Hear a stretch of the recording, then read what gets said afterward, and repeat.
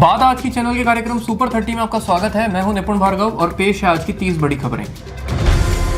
प्रधानमंत्री नरेंद्र मोदी ने छठ पूजा पर देशवासियों को दी शुभकामनाएं। कहा, यह पर्व सूर्य उपासना के साथ स्वच्छता, एकता और पर्यावरण संतुलन का प्रतीक है।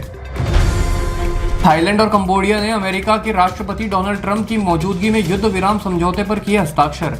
दोनों देशों ने की दशकों पुराने सीमा विवाद को सुलझाने की दिशा में शांति बहाली की नई पहल।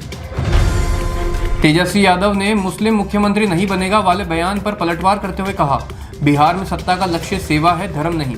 भाजपा पर समाज को बांटने और राजनीतिक लाभ लेने का लगाया आरोप। यूक्रेन में रूसी मिसाइल हमले से 4 नागरिकों की हुई मौत, 20 लोग हुए घायल। कई ऊर्जा संयंत्र और सड़कें क्षतिग्रस्त। राष्ट्रपति जेलेंस्की ने रूस पर आतंकवादी कार्रवाई करने का लगाया आरोप।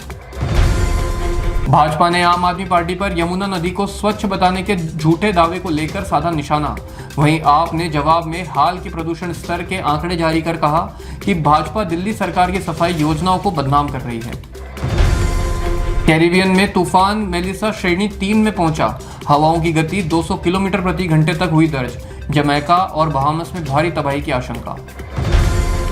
बिहार में इंडिया गठबंधन ने नए बिहार का नारा देते हुए की पेंशन, छात्रवृत्ति और किसान भत्ते बढ़ाने की घोषणा। विपक्ष ने इसे चुनावी वादे कहकर साधा निशाना, जबकि जनता ने राहत की जताई उम्मीद। अमेरिकी राष्ट्रपति ने कनाडा से आने वाले इस्पात और एल्यूमिनियम पर लगाया 10% नया आयात शुल्क। कनाडा ने कड़े प्रतिशोध की दी चेतावनी। दोनों देशों के बीच बढ़ा आर्थिक तनाव। केंद्र सरकार ने 4 राज्यों में मतदाता सूची की शुरू की पुनर्समीक्षा। विपक्ष ने मतदाताओं को हटाने और चुनावी हेरफेर की कोशिश करने का लगाया आरोप। वहीं चुनाव आयोग ने प्रक्रिया को बताया पारदर्शी। यूएस के प्रमुख मीडिया संस्थानों ने पेंटागन द्वारा जारी नए रिपोर्टिंग दिशा निर्देशों का किया विरोध। कहा, यह प्रेस स्वतंत्रता पर हमला है। वहीं व्हाइट हाउस ने निर्देशों को बताया राष्ट्रीय सुरक्षा के लिए आवश्यक। झारखंड में थैलीसीमिया से पीड़ित 5 बच्चों में HIV पॉजिटिव पाए जाने से मचा हड़कंप। स्वास्थ्य विभाग ने शुरू की जांच। ब्लड बैंक की निगरानी और सुरक्षा प्रक्रियाओं पर उठे सवाल। ईस्ट तिमोर आधिकारिक तौर पर आसियान का 11वां सदस्य घोषित। क्षेत्रीय नेताओं ने इसे दक्षिण पूर्व एशिया में स्थिरता और आर्थिक सहयोग के लिए बताया ऐतिहासिक कदम। रेलवे ने 76 भीड़भाड़ वाले स्टेशनों पर यात्रियों के लिए शुरू की विशेष होल्डिंग एरिया बनाने की योजना। उद्देश्य, त्योहारों और छुट्टियों के दौरान भीड़ प्रबंधन को सुरक्षित और सुगम बनाना। फ्रांस के प्रसिद्ध लूव्र संग्रहालय से लाखों डॉलर मूल्य के राजसी गहने चोरी। 4 संदिग्ध पुलिस की हिरासत में। सुरक्षा एजेंसीज ने आंतरिक मिलीभगत की संभावना से नहीं किया इनकार। आंध्र प्रदेश में चक्रवात मोन्था के संभावित खतरे को देखते हुए अलर्ट जारी। केंद्र ने एनडीआरएफ टीमों और तटीय सुरक्षा बलों को तैयार रहने के दिए निर्देश। तुर्की तट के पास नाव डूबने से मारे गए 14 प्रवासी बच्चे भी शामिल। यूरोपीय देशों ने भेजे राहत दल। संयुक्त राष्ट्र ने की सुरक्षित प्रवासन नीति अपनाने की अपील। हिमाचल प्रदेश में बाइक फिसलने से युवक की हुई मौत, वीडियो वायरल। प्रशासन ने किए सड़क सुरक्षा नियम सख्त। हादसे के दौरान हेलमेट न पहनने की हुई पुष्टि।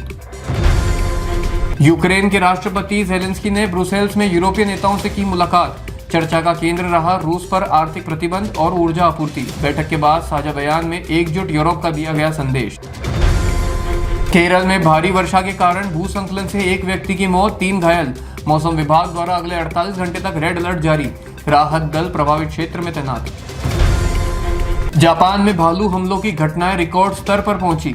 पिछले 1 वर्ष में 200 से अधिक मामले दर्ज। विशेषज्ञों ने जलवायु परिवर्तन के कारण भालुओं के व्यवहार में बताया बदलाव। दिल्ली एनसीआर में वायु गुणवत्ता बेहद खराब श्रेणी में। प्रशासन ने स्कूलों में भारी खेल गतिविधियों पर लगाई रोक। लोगों से अनावश्यक यात्रा से बचने की करी अपील। चीन और अमेरिका के बीच व्यापार वार्ता में सकारात्मक प्रगति। दोनों देशों के नेता की अगले सप्ताह सिंगापुर में मिलने की संभावना। समझौते से वैश्विक बाजार में स्थिरता की बड़ी उम्मीद। कुरनूल बस हादसे के बाद रेलवे ने जारी की भीड़ प्रबंधन और ट्रैफिक सुरक्षा के लिए नई गाइडलाइन। यात्रियों से नियमों का पालन करने की करी अपील।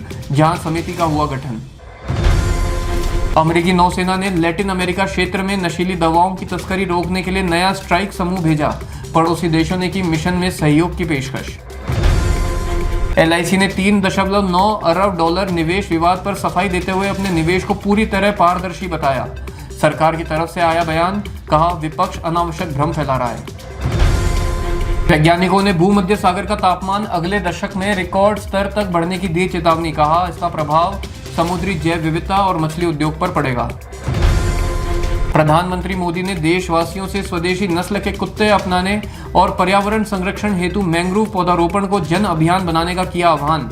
युवाओं से प्रकृति के साथ सामंजस्य बढ़ाने की करी अपील। दक्षिण अमेरिकी देशों ने अमेरिकी सहयोग से बंदरगाह सुरक्षा बढ़ाने पर दी सहमति। समुद्री तस्करी, अवैध व्यापार और साइबर खतरों से सुरक्षा सुनिश्चित करना है उद्देश्य। भारत पाकिस्तान ने सीमा पर दिए शांति संकेत। दोनों देशों के सैन्य अधिकारी नियंत्रण रेखा पर तनाव घटाने पर सहमत।